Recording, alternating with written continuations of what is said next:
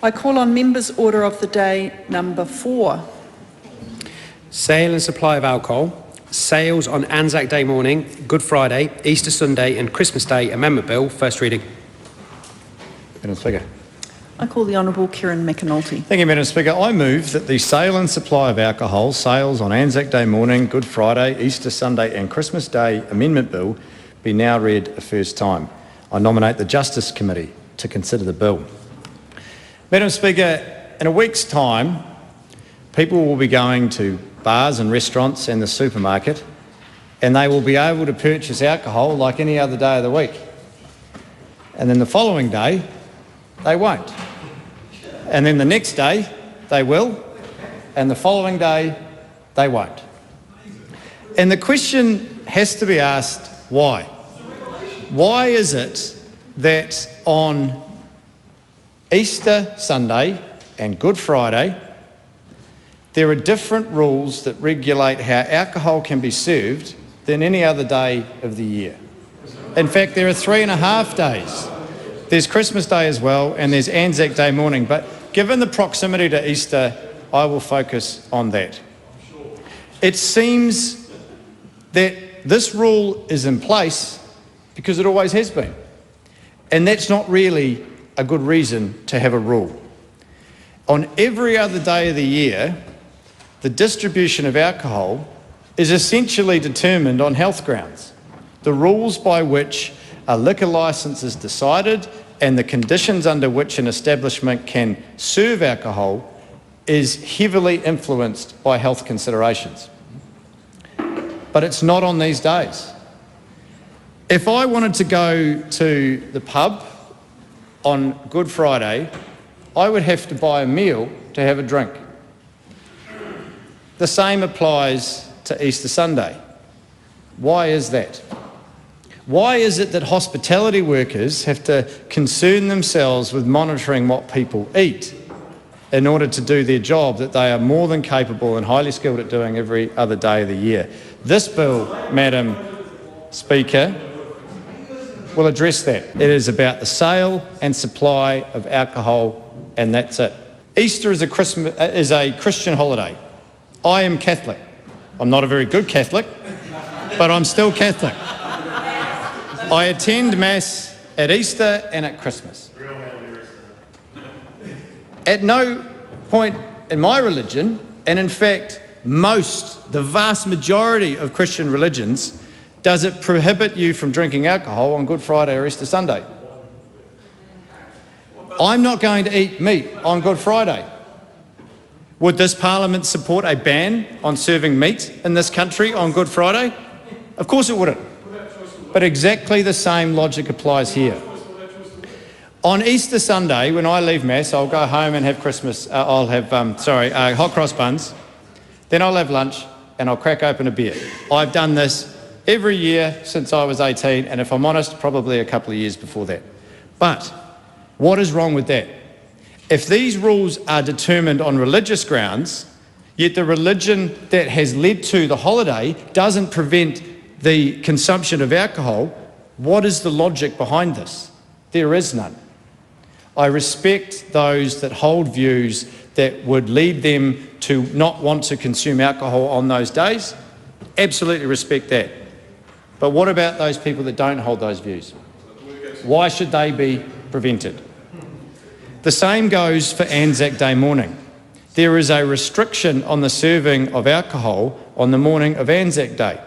But what this has led to is that RSAs have had to apply for special licences to serve rum and the coffee to veterans. Surely that is considered counterproductive. On Christmas Day, the same logic applies, although I'll put this to the House.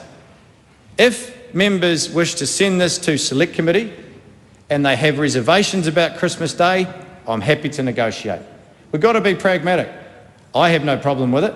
But when you look at all the other examples of attempts to change these rules that have failed in this Parliament, we've got to try and meet in the middle. This bill here is actually, Madam Speaker, going to fix an anomaly in the law. This bill doesn't affect businesses that cannot open. That's a really important point. The intention of this bill is to assist those businesses that are already legally able to operate under normal conditions. It is not the intention of this bill to allow off licences to operate. It is not the intention of this bill to allow retail businesses that can't operate to open. It is solely focused on those businesses, supermarkets, restaurants and bars that can already open but have to operate under perverse rules. Why do I say it's perverse? Well, think about this. How many times have you been at the supermarket the day before Good Friday and seen people stocking up on alcohol because you can't buy it the next day? I've done it. And then I've had it sitting there for ages because I've bought too much. I would wager many of us have done it. So these rules, they encourage stockpiling. The bizarre thing about the rules that require people to buy a meal before they drink is you've got a window before the meal and a window after the meal. Now, I would hazard a guess that the people that take advantage of that drink more in that small window than they would have done if they were just allowed to go to the bar and buy a pint. It's just logic. That is actually a perverse outcome. When the hospitality workers, who are working anyway and will be under no further compulsion than they already have in the law, they'll be working anyway, but they have to do their jobs in a different way than they would on any other day of the year. That makes absolutely no sense. Let's consider this. We are a country that in many ways relies on tourism. They fly from all corners of the world to come and experience our beautiful country. And then they walk into a pub and they get told they can't buy a beer unless they buy a meal. But they don't want a meal, so they walk out. That is counterproductive. This bill is very simple. It just addresses the anomaly in the liquor licensing laws. It doesn't touch on labour laws and it doesn't change the trading laws.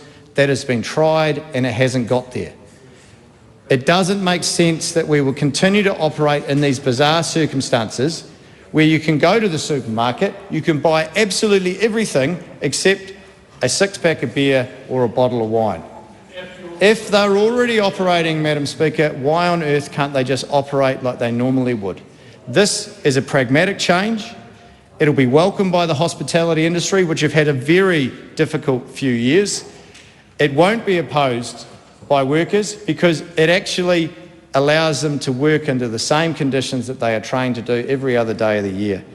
But what it does allow is for New Zealanders to continue on and have the choice that they've always had.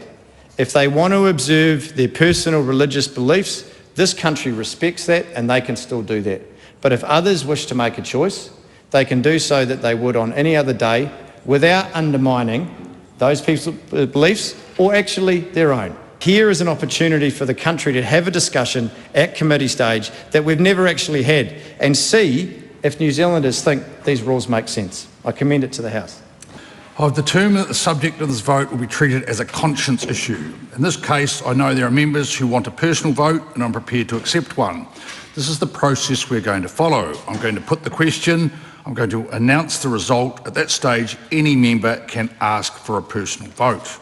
The question is that the motion be agreed to. Those of that opinion will say aye. Aye. Against, to the contrary, no. No.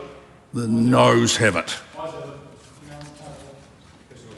A personal vote is called for. A personal vote will be held. Ring the bells.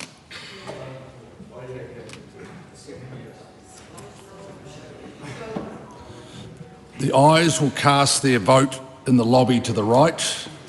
The noes will cast their vote in the lobby to the left. Abstentions will be recorded at the table. All votes and abstentions will be recorded by the clerk. Proxy votes will be marked as such. Members present in the chamber or lobbies must cast a vote or abstain. Standing Order 1481D, and must not leave before the vote is announced. Standing Order 1511.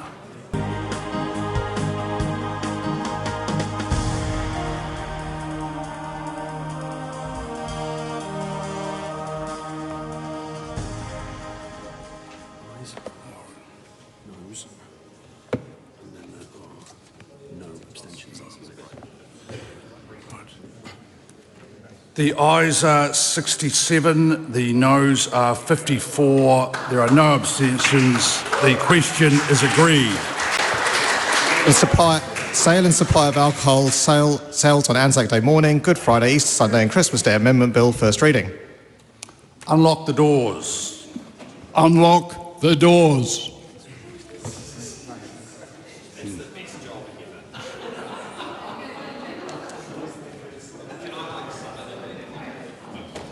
Right, just before I announce adjournment, for all those bad Catholics who announced tonight, there will be confession afterwards out the back. The House stands adjourned until 2 p.m. Oh, sorry, excuse me. I've got ahead of myself. The question is the sale and supply of alcohol sales on Anzac Day morning, Good Friday, Easter Sunday and Christmas Day Amendment Bill be considered by the Justice Committee. All those of that opinion will say aye. Aye. To the contrary, no. The ayes have it. The House stands adjourned until 2 p.m. tomorrow. Good evening.